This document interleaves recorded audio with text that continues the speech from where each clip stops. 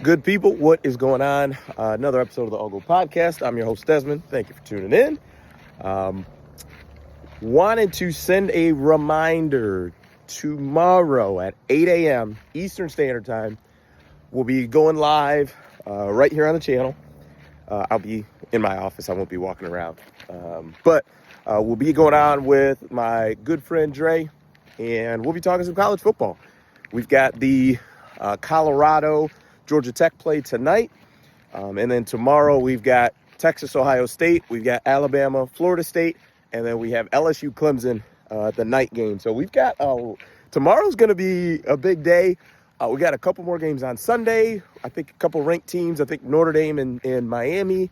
And then even Monday, I believe we've got North Carolina. And I cannot remember who they play. But really good games, a great lineup of football.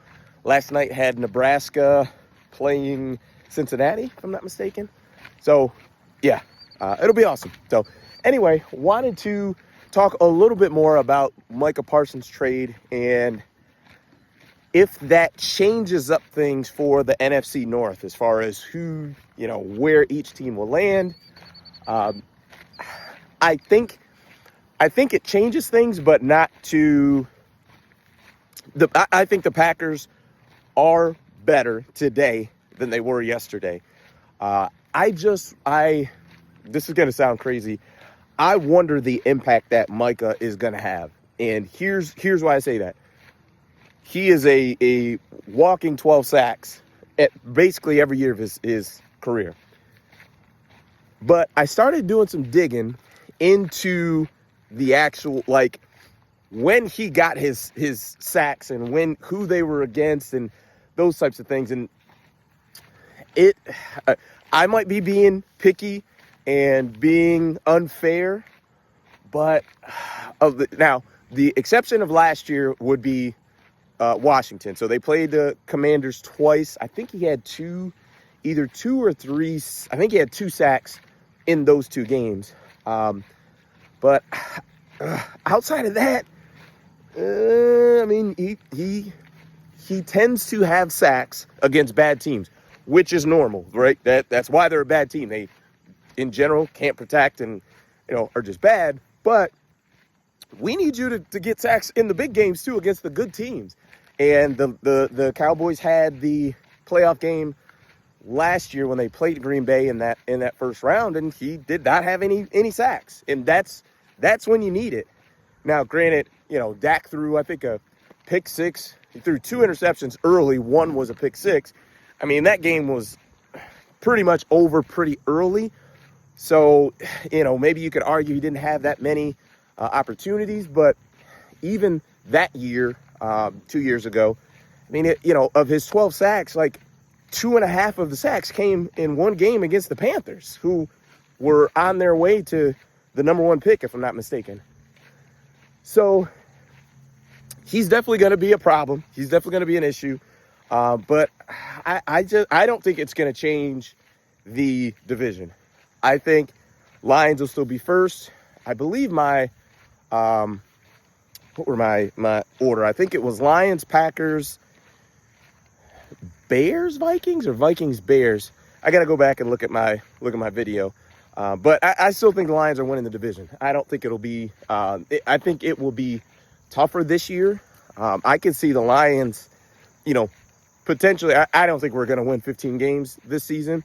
I think it'll be much closer to 12 games. But obviously within the division, you got, take care of business within the division and be good to go. But I can see the Lions winning 12 games, 11 games, but still winning that division.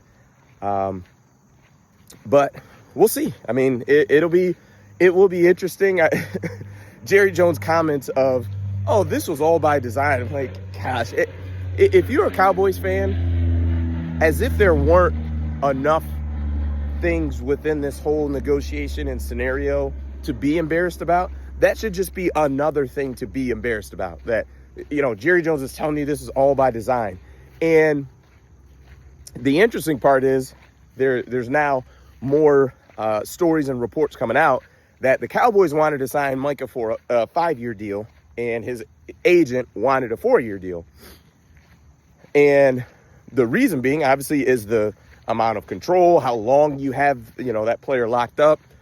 Typically, that 5th-year option is still on the contract, so that 4-year deal, for example, most times gets put on the end of the 5th-year deal. So you still have that 5th year, and then the new contract kicks in. But it's typical Cowboys, typical Jerry. You're trying to get over on on somebody, and the agent did his job. And it sounded like Mulugeta was pushing for 45 to 47 the entire time. Like, no, 40 and a half is not enough. He'll be the highest paid non-QB, but number one, we want 4 years, not 5. And also, 2, I think he's worth much more than that. And, he got paid it, so I will say he is worth that. But my thing is, I'm not quite sure that just because you're, 3 years younger and 4 years younger than like Myles Garrett and TJ Watt, that means you deserve another, what's that, $6.5 million or $7 million per year more than, what those other guys got. But he got it, so it just is what it is. So we'll see what happens. And yeah, like I said, the Lions are going against Green Bay week 1. And will be a great opportunity to start off 1-0 in the division. We beat the Packers both games last year. Actually, we swept Lions were 6-0 in the division. That's kind of crazy. But yeah, I expect them to come out, be aggressive, get to Jordan Love, sack him a bit, pick him off. We got, Branch and Kirby back there lurking. Terrion Arnold, I'm expecting another big year from him. DJ Reed, new addition.